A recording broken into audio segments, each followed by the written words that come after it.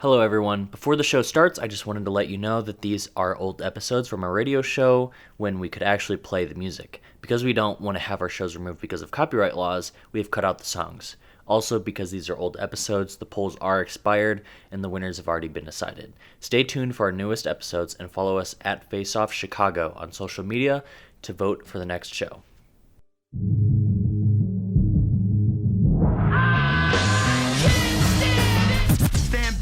Watch the bomb drop. Face Off. This is Radio DePaul, Chicago's college connection, and welcome to Face Off with Callie And Tristen. And this week, we've got some good artists. Yeah. But first, let me give you the gist of what Face Off is. It's a show where we pick two artists each week, both of similar genre or have some similarity, and me and Tristen will argue for one of the artists and play 4 songs each. So it's kind of like a debate, and then we play the song. Tristen, would you like to announce the winner of the last show? Because you lost, actually, so I want you to announce it. I can't even remember. So long ago. Big Time Rush. Yeah, by a landslide. A landslide. So annoying. There's a bias here in America, and I don't like it. I saw that number, and I was just smiling to myself. It was something like 90% to 10%. Literally. It was something crazy. It was crazy. I mean, people love Big Time Rush. Come on. Honestly, I was really surprised. Honestly, okay, I gotta say, I was surprised too. I really did not think that Big Time Rush had that much of a impact on our society. There were people who really came out of the woodworks to vote for Big Time Rush. I'm like, really? I did not expect you to be passionate about this. And then, of course, you have like the few BTS fans, but it's crazy because BTS is like huge right now, like even bigger than Big Time Rush. I just think it's because maybe our generation isn't really their main audience. Yeah. You know, I think if it was... I think it's our audience as well. Like the people who are listening to our show. Yeah. And the people who are voting. Right, grew up with Big Time Rush. Yeah. Whereas BTS is probably like... If you go down like a few years, people who didn't grow up with Big Time Rush as a thing would probably side with BTS. Yeah. Know? All right. Well, on to this week. We're doing Aretha Franklin versus Whitney Houston. I am so excited. Yeah. I love soul music and R&B and 80s pop. So this is going to be really fun. Do you have anything you want to say about Aretha Franklin before you get started? Oh, God. So the first thing I just want to say is that I don't think this is going to be a very contentious debate because I think they're both amazing singers, obviously. Like, you can't put down really either one of them. And Whitney Houston, I really don't know that much about. I know that she died tragically. Yeah. Right? Yeah. But... And maybe this is just me, but I always got her confused with Amy Winehouse. What? Didn't she also die tragically? Is that just me? That's just like, okay, sure. Yeah, they both died in that way with like drug abuse. Yeah. And they were both amazing singers, so I can see how you would get them mixed up, but they're just completely different people. Okay. So, but Whitney Houston, I know her best songs, but I don't really know anything deeper than that. I know... I completely lost my train of thought. Anyways, Aretha Franklin, really great. She died, unfortunately, last year. Not drug overdose, but I remember hearing about that. But it seemed like she was surrounded by the family that she loves, etc. So she had a great career. Yeah, she's been around for a while. Yeah, so, long time. Yeah, so she's awesome. I mean, this week for me is like I can't really... I wouldn't call it an argument. I would call it just a celebration. tribute. A celebration. So without further ado, we're going to get into the first debate on Aretha Franklin. Okay. I also just want to apologize. I'm a little sick. So if you hear me coughing, that's what it is. I really apologize. And my voice if you just hear sounds me super coughing, nasally. just pray for me because I don't want to get sick. So I'm kidding. Tristan's all the way over there. He's not going to hurt me. Okay, so the first song we're going to start with is I Say a Little Prayer, which everyone knows this song. It's just a classic. I would say her probably most well-known song is Respect, but I felt that song has just been so overplayed in media since. Like, it's in so many movies. So I wanted to go to the other ones that I personally love. So I Say a Little Prayer is just great. It's like so, like the melodies are just like so interesting and things that I don't usually hear. And I love Aretha Franklin's style because it's like she is the arbiter from like blues and like transitioning over to a new generation of R&B. And she really was like if not one of the first prominent female singers in America. Like, I can't think of anyone who was before her. Like, what time was Whitney poppin'? She was like an 80s girl. Oh, really? Yeah. She really came in like 1985. Oh, that's okay. Yeah. Okay. So, yeah, Aretha, really, at her time, she was like 1968 was her top point. And the only other person is Janis Joplin that I can think of. And maybe like a handful of others, but like they were killing it. And so with Aretha Franklin, I know that 1968 was like big Motown time. And I know that I don't really know Aretha Franklin songs besides Respect, but I know that she didn't get signed by the Motown label. No. But she wanted to. So is her music around the Motown style, or is it kind of different from that?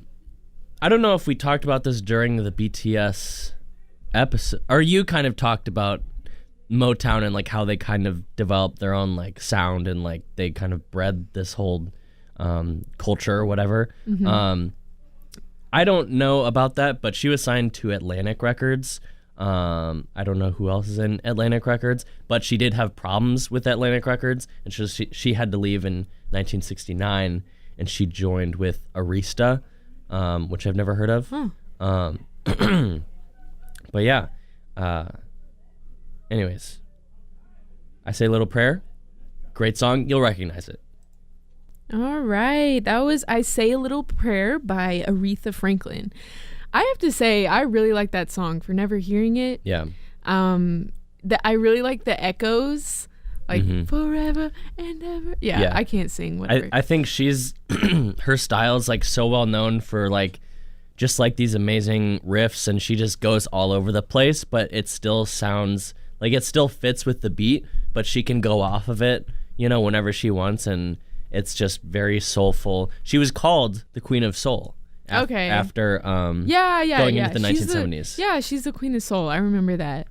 I haven't brushed up on my Aretha Franklin-ness. I used to listen to like some of her songs, but that was a long time ago. So now going into Whitney Houston, I am going to play How Will I Know? And I wanted to go in chronological order with Whitney Houston's songs because she kind of goes through a slight transition in her style.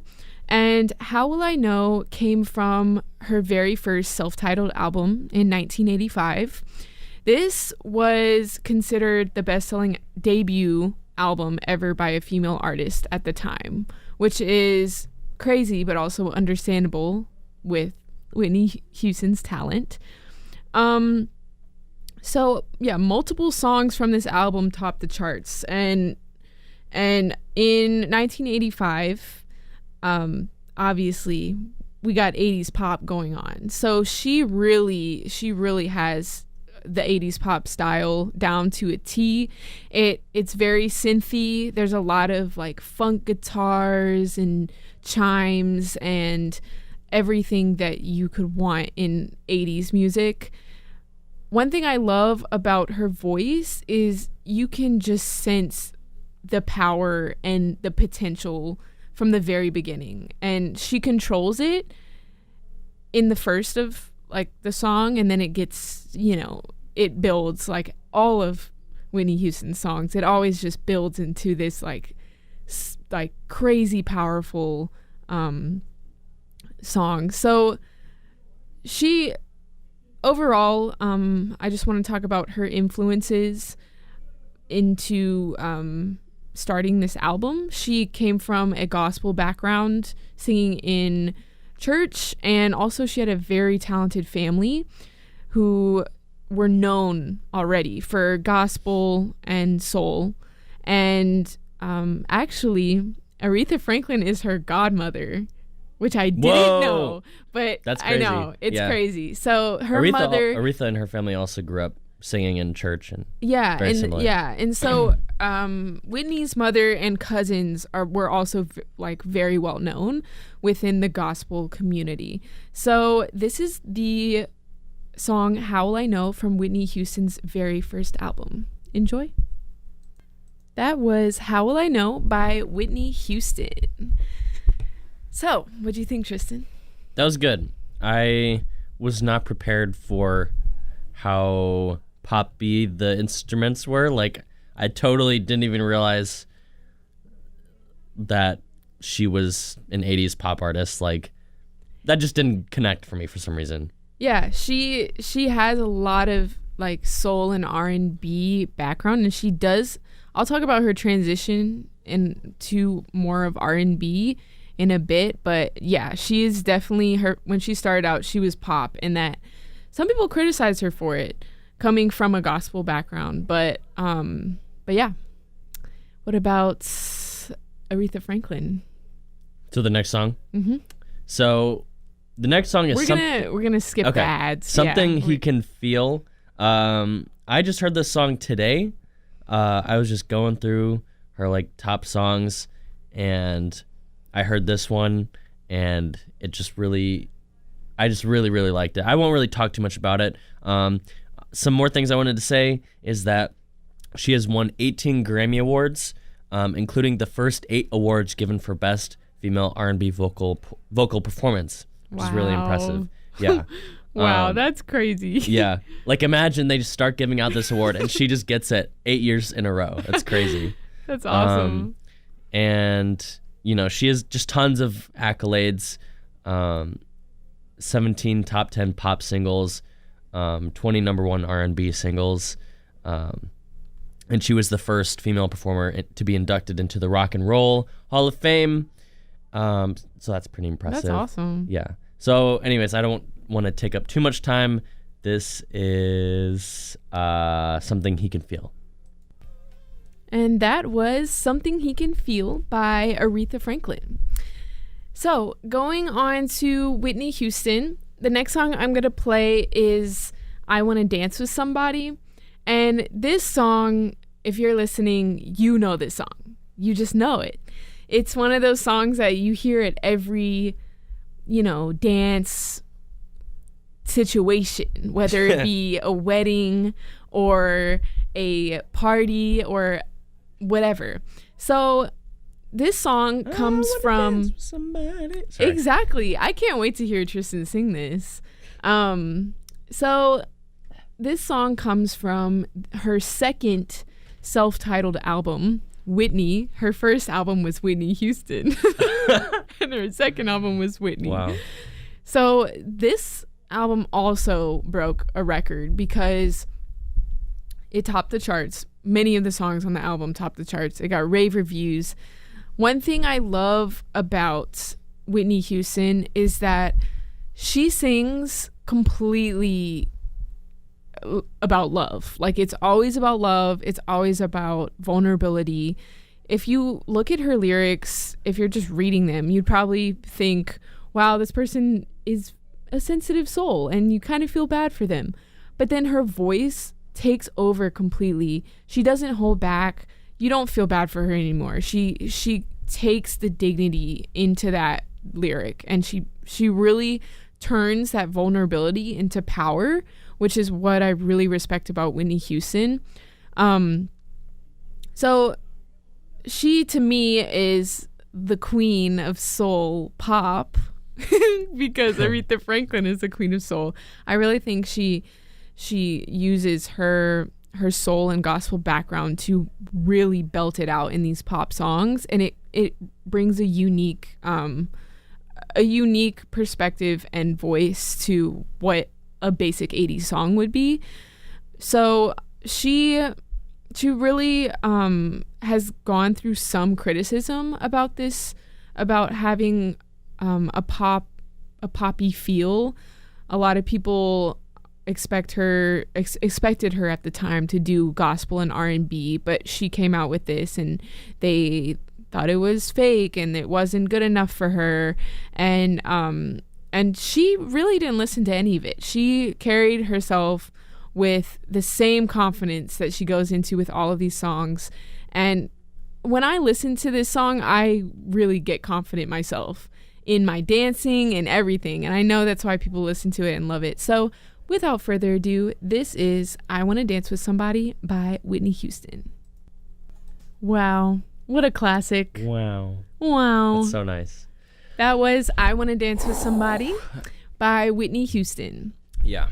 It was amazing. It was good. I really appreciate it. I respect it.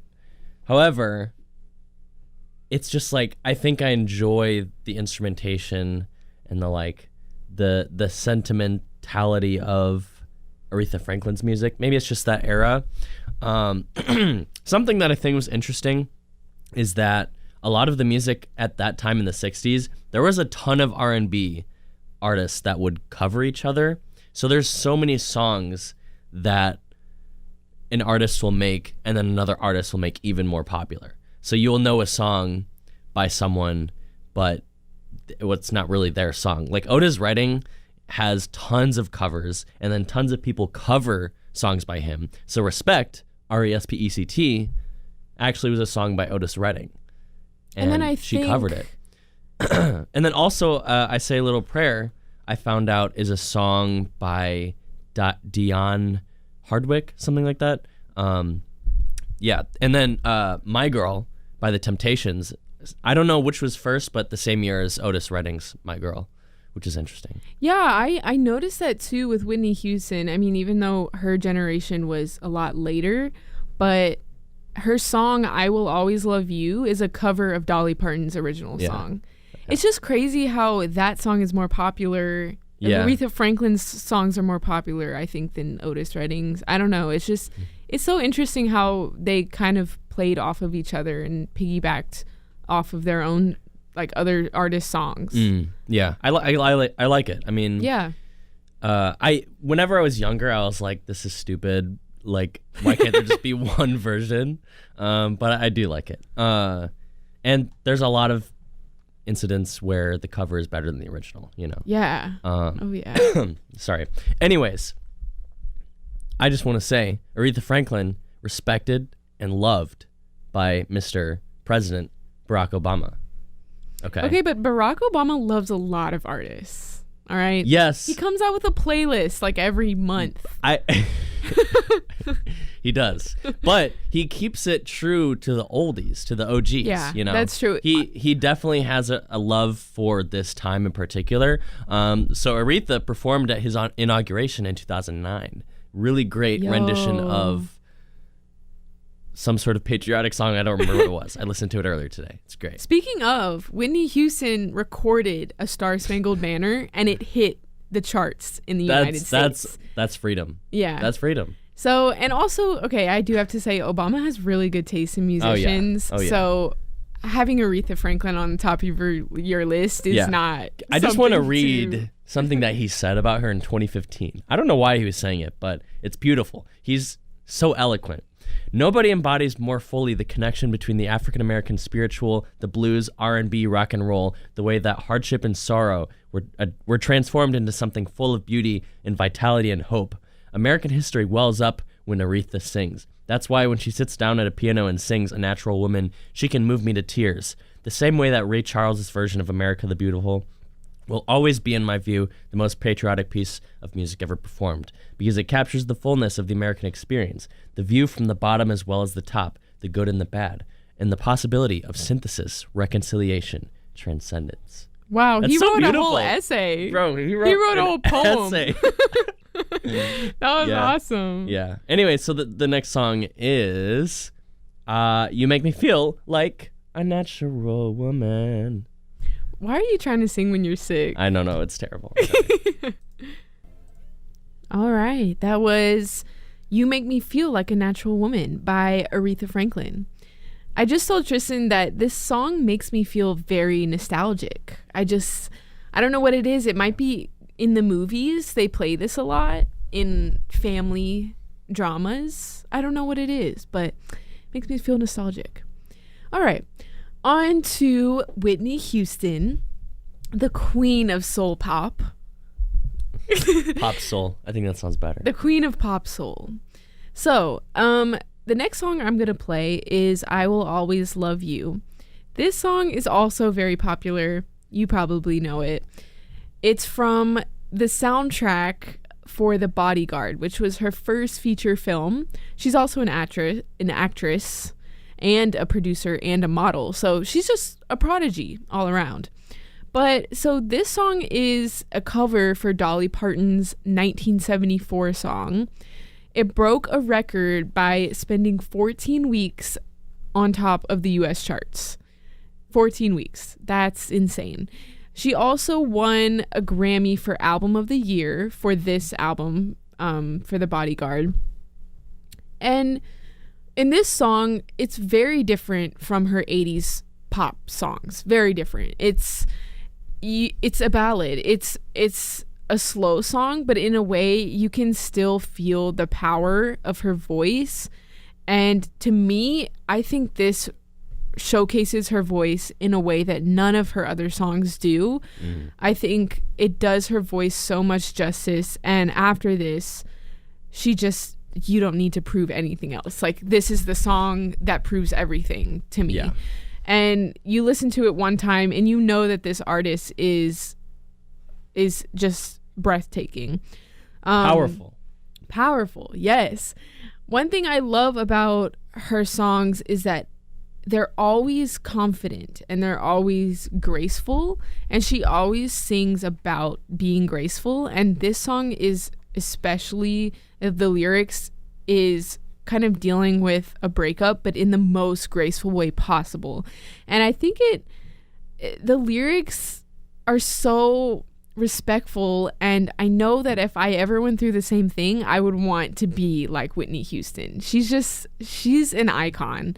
So I also want to say, what, Tristen? I just wanted to point out, it's funny that you said that it broke the record for the number of weeks at the top of the US charts. It's just funny to think that now that record has been broken many, many, many weeks over by Old Town Road. Got the Horses in the Back. Oh my god. Isn't that sad? That's so sad. You would wish it was something like wholesome. Come on. You know? Oh, that makes me...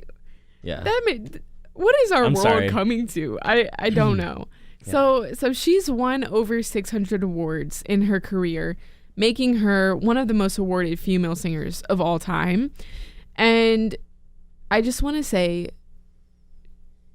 actually, I have nothing else to say. Great. I'm going to play the song. No one wants to hear you talk. Yeah, no one wants to hear me talk. They want to hear the song. So this is I Will Always Love You by Whitney Houston.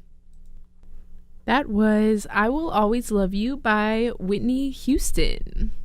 What a great song. Amazing. Yeah. Like, nothing else to say, honestly. Yeah.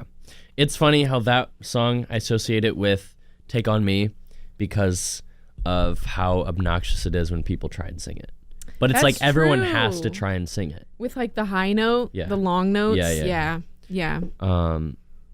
So the next song by Aretha Franklin is entitled Ain't No Way. I just heard this song today. My friend Madison, you know Maddie. Yeah. Of course.